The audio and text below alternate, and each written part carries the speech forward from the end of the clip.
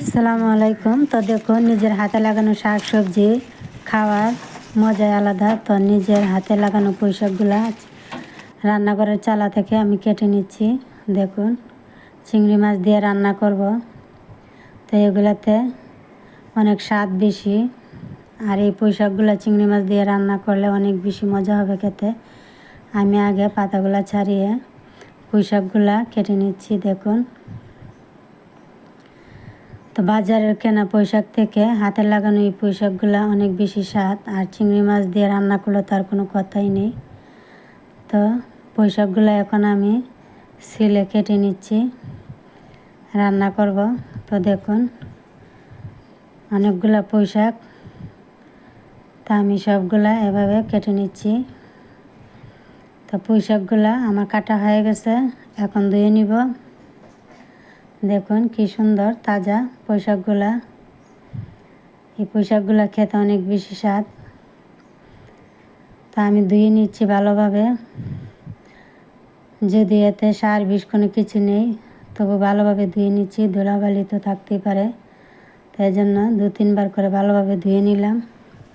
আর চিংড়ি মাছটাও আগে থেকে কুটে রেখেছিলাম। তো দেখুন, চিংড়ি মাছটাও ধুয়ে একটা ছাঁকনিতে রেখে দিয়েছি। চিংড়ি মাছ অনেকগুলো ডিমওয়ালা। তো এই চিংড়ি মাছটা দিয়ে রান্না করব পুঁই শাক।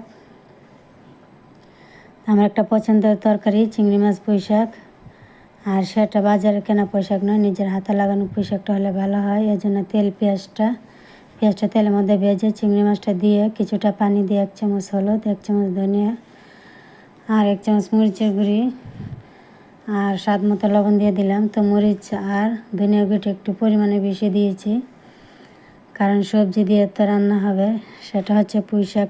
তো পুঁই শাকটা অনেক বেশি পরিমাণে, এই জন্য।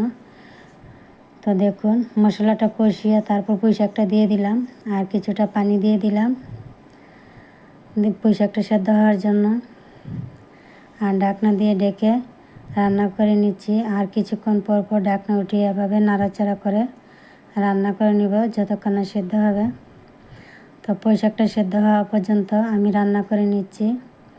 তো দেখুন, চিংড়ি মাছ দিয়ে পুঁই শাক রান্না করে নিলাম। আজকে তরকারিটা হয়ে গেছে, এখন চুলা থেকে নামিয়ে নিয়েছি।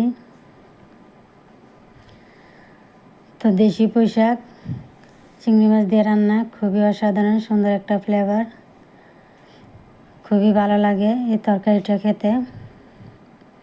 বাজারের পুঁই শাকগুলো অনেক মোটা আর পাতা বেশি থাকে, খেতে তেমন স্বাদ হয় না। আর হাতে পুঁই শাক খেতে অনেক টেস্ট।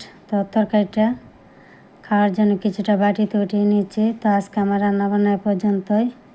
আমার নিত্যদিনের রান্নাবান্না পেতে নিত্যদিনের রান্নাবান্না পেজটি ফলো দিয়ে রাখবেন, আর ইউটিউব চ্যানেল থেকে দেখে থাকলে নিত্যদিনের রান্নাবান্না চ্যানেলটি সাবস্ক্রাইব করে রাখবেন। সবাই লাইক কমেন্ট শেয়ার করবেন ভিডিওটি ভালো লাগলে।